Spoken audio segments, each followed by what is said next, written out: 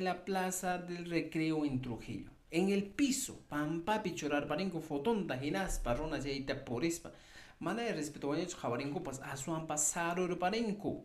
Han empezado a pisar estudiantes, personas en las calles en Trujillo, en la plazoleta de Recreo. Han empezado a burlarse, a pisar la imagen de Dina Boluarte en el piso. Auge y panay. ¿Qué está pasando en el Perú? Muchas personas están reaccionando, se dan cuenta de lo que pasa en el Perú.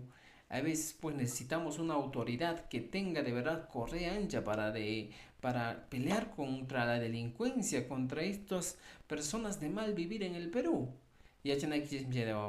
Y matan no kanji rawanchisma kay delincuencia nisqa chinkananpaq kay runa wañuchiqkuna chinkananpaq y matan ruwanchisma. Necesitamos leyes más drásticas para ellos, para estas personas. Necesitamos para que ellos reflexionen, para que ellos aprendan.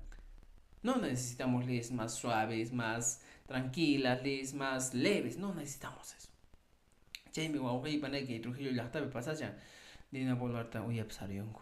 Fotollapi chayna wawqiypanay willakuykuna yachankichu manachu tupananchiskama.